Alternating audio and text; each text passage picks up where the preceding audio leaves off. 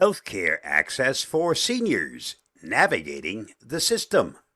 Healthcare is one of the most important issues for seniors, and it's a big one. With so many changes happening in the world of healthcare, rising costs, insurance complexities, and the challenge of getting the care you need, it's easy to feel overwhelmed. But today we're going to break it down together. Let's start with a simple question. What makes healthcare access so challenging for seniors? For many seniors, healthcare isn't just about a yearly checkup or occasional treatment.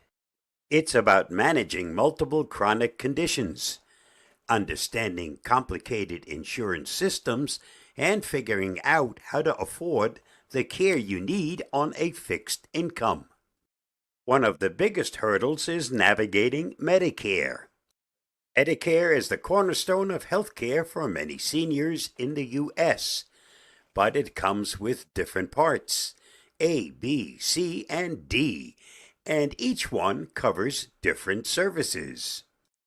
Medicare Part A covers hospital stays, while Part B handles doctor visits and outpatient care. Part D is for prescription drugs, and Part C, or Medicare Advantage, bundles some of these services into one plan, often with extra benefits. Understanding what each part covers, and more importantly, what it doesn't, is critical to making informed choices about your health care. For example, while Medicare is helpful, it doesn't cover long-term care, vision, dental, or hearing aids.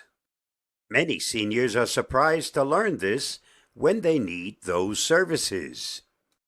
So how do you bridge the gaps in Medicare coverage? This is where supplemental insurance, often called Medigap, comes into play.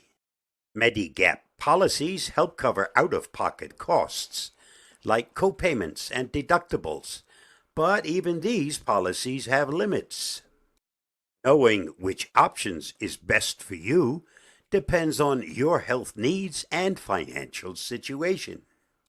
It's easy to feel lost when trying to choose between a traditional Medicare plan, Medicare Advantage, or a Medigap policy. That's why speaking to a licensed insurance agent or healthcare advisor can make a big difference. There are also free resources, like your local state health insurance assistance program, that can help guide you through the process. And let's not forget about Medicaid. For low-income seniors, Medicaid can help cover some of the costs that Medicare doesn't. Eligibility requirements vary by state, but if you qualify, it can make healthcare much more affordable. But it's not just about insurance. Access to quality care also depends on where you live. Rural seniors often face a shortage of doctors and specialists, leading to long wait times or the need to travel for care. Telehealth has been a game changer in recent years, allowing seniors to access care remotely. But not every senior is comfortable with technology, and some areas still lack reliable internet access. Telehealth is growing in importance, and learning how to use it can open up new possibilities for getting care quickly and conveniently. If you're not familiar with it, now might be the time to explore how telemedicine works.